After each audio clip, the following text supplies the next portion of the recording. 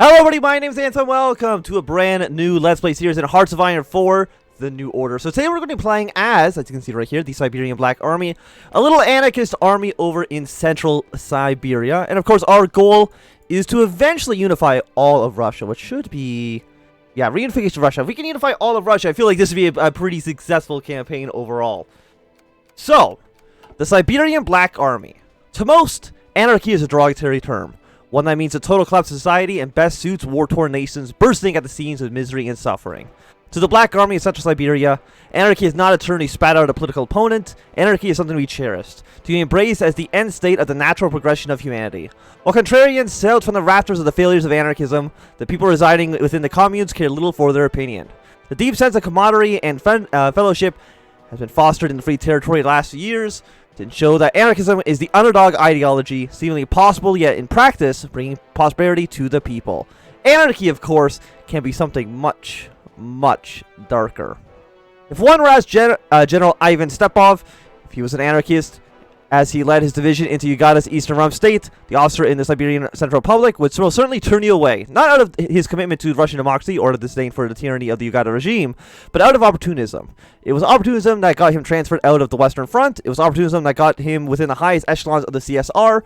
When Stepanov looked to the weary troops of the day of his final assault towards Irkutsk, he saw a decade of war and people yearning for peace, but more so, he saw an opportunity.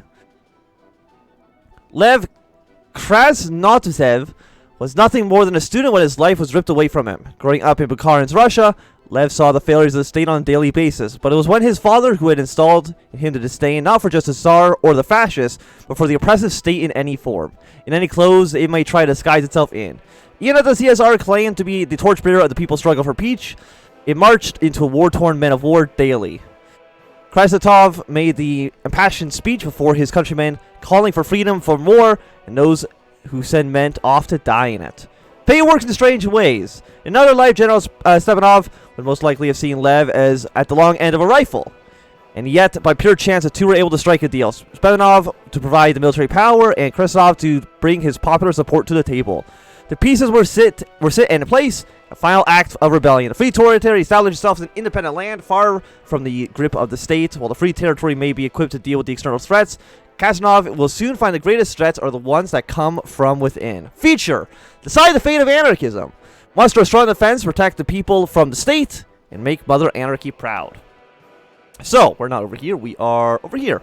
So right now we have 7 divisions, which we'll of course sign into a leader right away. We'll 2, 3... I mean, you're probably like the best general we have right now. Or we have someone who's really... a 5-2-2-2? You know what? I'm actually going to sign you in charge. Having really high attack, I think, is something that we would want. Of course, you're our field marshal. So again, I guess you'll just be the field marshal instead. That's fine. Follow that up with the 4-1-2-1. I think we want to be a offensive army. More so than being a defensive one. We have 2 research slots. So it's 1962. Leg infantry gets some bonuses here. And probably just more leg, like infantry defense. I think this seems okay. Mostly because we only really have infantry divisions. And if we look here, Siberian Free Territory, we need to own a lot of states if we were going to go from the Siberian Black Army to the Free Territory. And eventually, of course, take over all this region. So I'm not too sure exactly where we want to station our troops. We'll station some troops there. And some troops there, I think for at least right now. And Mother Anarchy's eldest sons. So we'll kind of get everything going. I know our manpower is low, but not much we can do about that. You are probably for the free Army and Navy experience. I'm not going to take it, mostly because the New Order really relies on specific events. And also, we can start to raid people. Right, this is a feature that was available in, I think it was Old War Blues, the very, very first campaigns we did in the New Order, back when the very first beta came out, or I guess demo is what they call it. But right now, we have 1 loot. We need at least 2 loot to do anything else. And also, we'll need some troops on those borders. But once we have some command power, I definitely think we want to try to raid in these people as much as we possibly can. So, like, pull an invasion plan here. You guys, of course, will get an invasion plan ready to go. Because playing in Russia, compared to all of our other campaigns, is going to be significantly more war-focused. We have $22 million. We have absolutely no debt, so, I mean, that seems pretty good. Also, I should have been doing this stuff a little bit earlier.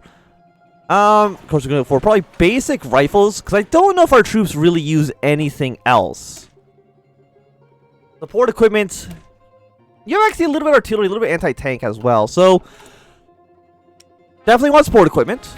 We'll throw 1 into there. And for the rest of that, the artillery and the anti-tank. We don't have factories right now to use it effectively, but we probably will soon. We'll go also for, we'll say 1 more military factory, at least for right now. We're missing a little bit of aluminum, but we only have 8 factories, so I really don't think we have really the ability to trade too much with the wider world. And for the first time, I think, ever, I've turned off the colored button mod, so you can actually see all these things in the proper colors that they're supposed to be. We're warlords, so we actually have no access to the economy. I would say warlord is a little bit of a derogatory term. I don't think I consider myself to be a warlord, but, you know, you do you. So we have moderate administration within the Black Army, so plus 5% attack. Daily despotic support is increasing, which is a little bit unfortunate. I'm not too sure which way we are going to, you have no modifiers at all. And actually 1% recruit population is not bad. Okay, the Germans have gone towards the moon. But I don't think we're going to be going for the, despotic. We'll probably try to keep the anarchist in charge. 50 political power, 5% stability. I think we want stability first for now. Liberty born of necessity. Failure after failure, collapse after collapse, tyranny after insufferable tyranny, authority rebuilds. And the people writhe in agony under the thumb of kleptocrats and autocrats. The Tsar has not failed us. Bukharin has not failed us. The Duma has not failed us. Only one thing has ultimately let the people down: authority. Unchallenged and absolute authority cowers behind many symbols. The swastika, the sun, the torch, all symptoms of the same overarching illness plaguing the world. The cure has been apparent since humanity's inception: cooperation.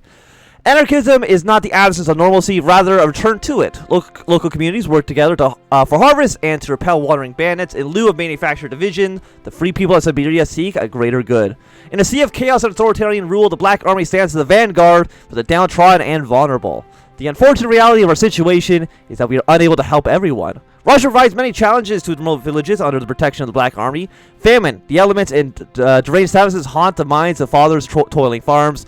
Armies of old serve the state, not the people. The new anarchist age will be ushered in by the people's will, not the long arm of the state. Foreign powers slander Russia for descending into complete anarchy. This is not anarchy. This is the curtain being pulled back to reveal the state of oppression. While Russia may be in chaos, the free territory turns into a different direction. Not falling back on the same authority that shattered our homes, but towards a future spearhead by the will of the people. People will emancipate themselves. So do I know how many troops you guys have? You have 5 to 8, 2 to 4. So you should be a pretty easy conquest when the time comes. You guys, of course, are in a civil war. So you are VKPB, because I did notice that we have the exact same party as the authoritarians. You're also the same kind of thing. An assassin has struck at Hitler. So Hitler, I think, dies at the end of... I think it's the end of next year. I don't believe it's 1962. I believe it's 1963 is when eventually somebody... I think he just dies. I don't know if he gets assassinated or what. But, of course, that's going to eventually lead to a collapse of the Reichspakt. And we're at least lucky enough to be far enough away from Germany to not be dealing with... Bormann has been named successor. We're far enough away to not have to deal with the Luftwaffe terror bombing, which is pretty good, I would say. Because that's a pretty massive debuff. But we're slightly away from that. Scavenge for loot, factory goes 15% for 30 days. I mean, if we're not actually losing any, yeah, actually, if we're not in the negative for anything, we might as well do it for 30 days. It's not too bad. And of course, we could create an agency. Fantastic. So we'll form our agency there. And we also have another decision available. So we will definitely prepare a raid on... If I can zoom over. I want to prepare a raid on this guy just because he's going to be significantly easier for us to actually kill. But I cannot do it. Oh, they don't have any loot themselves. Well, they're just... That's kind of embarrassing, I would say, that you don't have any natural loot. A much quieter meeting. Muffled laughter echoed out from behind the door. Guarding the room stood two men, straight-faced and erect, their weapons at their side, evening companions. With an audible creak, the general stepped into the dimly lit and smoke-infested room. Comrade Galaskofi, what luck? Glad to see you back. Companion Chadnov, Glaskov flashed a seething glance at the balding man. It's disappointing to hear you echo the vernacular of oppression. Just a slip-up, Yuri. A simple misunderstanding, I assure you. Perhaps what you misunderstand is where you are, Companion Chapadov. Tell me, do you take orders from your comrades who brought upon the people of Russian tyranny? The trembling man shook his head. No, Companion Glaskov. My loyalty lies with the downtrodden, those who we swore to protect. Glaskov faced off and I know, Companion Chapiaev. You've contributed much to our struggle. Tyranny hides everywhere, from your thoughts to your words. And I think it's more than apparent we will not stand for tyranny. Companions, we must nip tyranny in the bud. Who will join me in claiming the first victory in the battle, control ourselves of casting out comrade from our dialect? Silence dominates the room, a crackling of fire and a rapidly beating hearts of men, with the only thing signifying the passage of time. God's sake, Yuri, leave the man alone. Did you come here to spell propaganda and make a man soil himself, or would you like to have a productive meeting? Stepanov and Glaskov met eyes, one pair of flame and sending messages of quiet rage and another of content for yet another swift victory. The military man grumpily pulled back his chair and propped down into it. Companions, spoke Spekhanov. With that out of the way, I'm sure we're ready to begin.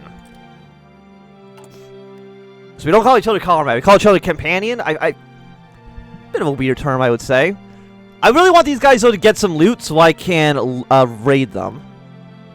So what do we want? Once we have our second loot, we get a plus for insensibility. I'm guessing that's permanent. 60 days, a little bit less war support, but that'll eventually fix itself. Our research facilities will begin to improve. I mean, no matter what, it looks like we get the same events. So we either go for new workers. I mean, agriculture doesn't seem like a bad thing. Or even, you know, academic base. Beginning to improve would also, I think, be relatively okay. Then you all require political power, which we don't have. Our worker discontent is non-existent. Discontent does not build within the population. I mean, that seems pretty good. Started by Karn, escalated by the Central Siberian government. At the peak of its power, the Siberian plan was a comprehensive initiative to lay infrastructure for the transformation of Siberia into the largest and most orchestrated industrial era on the planet. So assuming factory capacity goes up by 7.5%, so I'm guessing 0 is good. 100% probably means that there's going to be like some sort of civil war or something of that nature. The Third Congress of Kanask. The convention of the General Assembly. The aging man scratched at his graying whiskers as he glanced over his speech once again.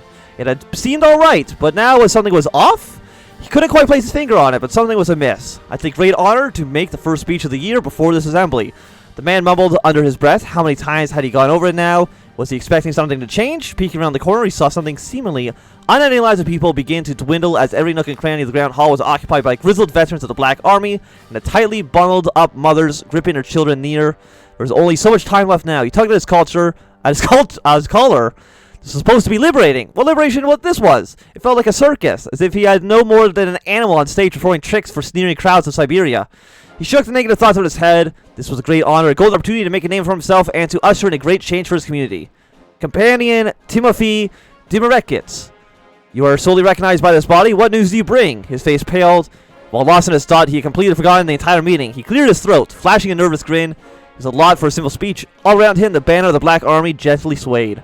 Nowhere else in Russia is such a noble peace maintained. Our brothers and sisters have stood up to oppression and have removed the arbitrary barriers that divide us brick by brick. I take great honor to make the first speech for the assembly, but I would like to extend the meeting, my message to all of Russia. We've excelled in all aspects. The Black Army stands behind us as we march towards liberation. Timothy paused to catch his breath and noticed the absent-minded gaze of the crowd. He whipped his head around, bored and tired, eyes prevailing all around. Nonetheless, he opened his mouth to speak again. He could barely draw a breath before a member of the committee raised his hand. Thank you, Companion Dimitrov. Your words echo the feeling of all here. Please return to your seat. What? I've only just begun. Just immediately just kicked him right off the stage. But now we have 64 political power, which means we can actually do some of this stuff. So, but there is no reason. Construction speed because we're a good factor by 5%. Active for 50 days. So after 50 days, does it go away or is it permanent? I'm not too sure. Factory capacity, production. Is there anything actually? How much? Not trade. I want to look at construction. Right now, consumer goods are at 22%. We want to keep it below 20. Really, actually, how's 22 of 8 1? No, it's 22 of 4, right?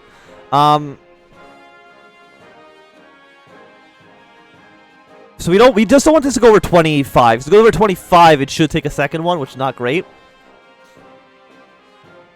Increases consumer good factories by 7, decreases by 7.5%. That does nothing for us at all. You do nothing for us. Factory capacity goes up by 7.5%. It's a lot of worker discontent. Construction speed. You know what? 2.5% is still going to be below 25. So you know what? I think that's okay. Because if we look at construction. Yeah, no, we're still fine. Oh no, it rounds up! God damn you! Okay, well that at least kind of... What are we going to do after that? Probably try to decrease it somewhat. You increase it again, which is not what I want. And warlord development. In the harsh lands of Russia, many of the warlord states have existed in steppes have resorted to alternate means of developing their statelets. Through methods that wouldn't work in more formal civilized states, warlords must yield political clout in the correct manner to ensure the small realms are capable of defeating their foes in the future. Okay, so you are war support. I mean, war support right now is bad. Political power gain, stability goes down. I honestly think right now we probably just want secure control. Have our political power go up. Oh no, not our political power. Get our stability go up a little bit more. And we have created our agency. We'll train one spot in 25 days. I mean, most of our troops are not actually fully equipped. But why are you not? Is it... It's probably manpower you do not have. So actually probably getting that extra manpower probably would have made sense. We have apparently 5 more decisions in here. Oh yeah, 2 loot, right. I think we immediately want to go for probably new industrial equipment. Seems like a good way for us to start. Because I want more industry. Industry's always good. It's never been bad. So you guys are still fighting amongst each other. You are still fighting against the Japanese-controlled Mongolia. We currently do not want them to make the road towards the People's Revolutionary Council.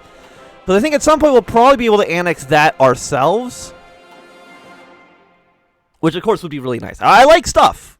I know that's maybe a controversial take on that one, but I do think having more things is going to be better for us. So we do need Tanatuva to actually form the Siberian Free Territory. So yes, we definitely need these guys to not get killed by the Japanese. So what do we get after this? We get 1 research slot. I'm trying to read this, please. Political power gain goes down, crew population goes down, because we're a good factory. We shall enter into the regional stage, granting us greater access to diplomatic options and economic systems. So we're no longer a warlord, we are like a small regional state, I guess. Oh, sorry, not state.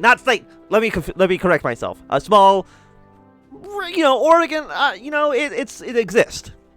After that, I guess we'll go for 2 billion slots is garbage. Army experience is garbage. We'll go for the war support plus 5%. And the city of Oz. A little girl wrapped up in the castle layers of fur, shivering in anticipation. She only heard of the city from tales of her father. Her imagination ran rampant with fantasies of magnificent towers, spires that could pierce the heavens, painted in the scarlet and inky black pattern so prevalent in her home. Of all else, the child anticipated the only real landmark from her father's fable, the Grand Archway. Allegedly, the first expedition of the Black Army began as the idealist crossed the threshold, passing from one anarchy to another.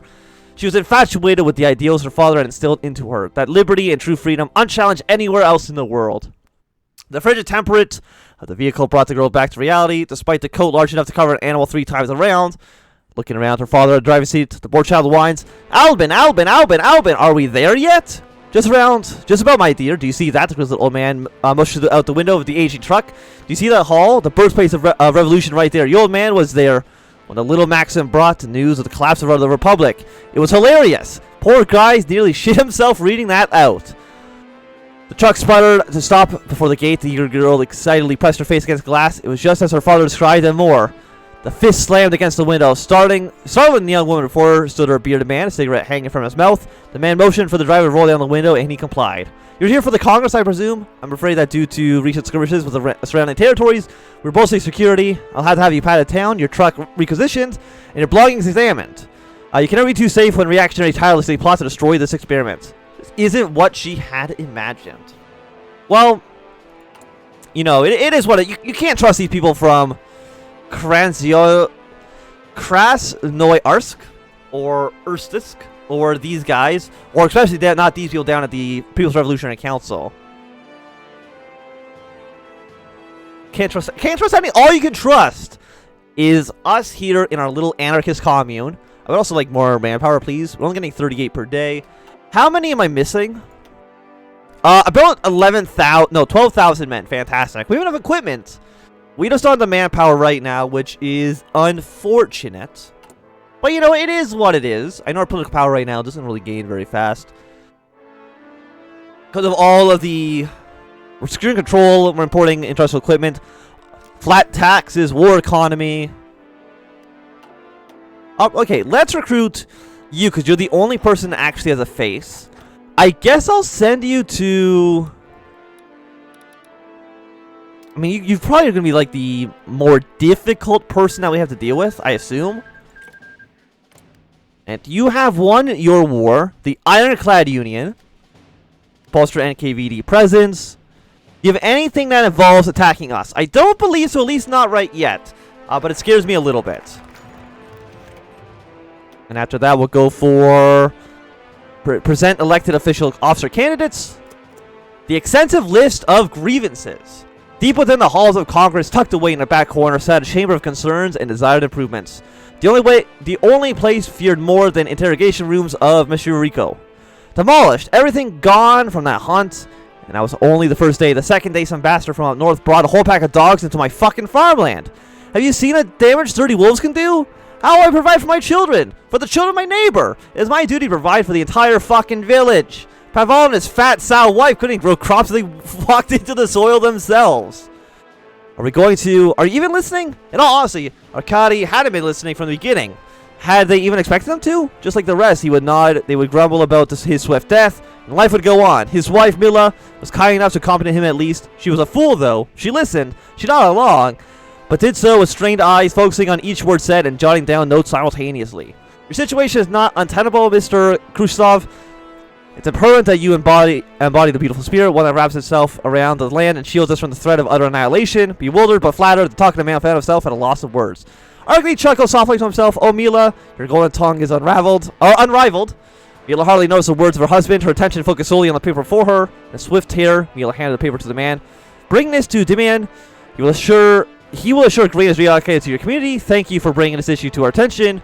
You have preserved the integrity of this free land. So thank you. I wasn't expecting any action from this, let alone this fast. Content, the man turned around and promptly left. Are you proud of this one, Mila? She nodded. She's still lost in her notes. I'd hope so. This line is extending into the hallway. A long night ahead. But I think for right now, it's going to be a good time for us to end this episode. So thanks everyone for watching. My name is Answim. If you've enjoyed, remember to thumbs up. Not enjoying, click thumbs down. You want to see more, subscribe, and goodbye.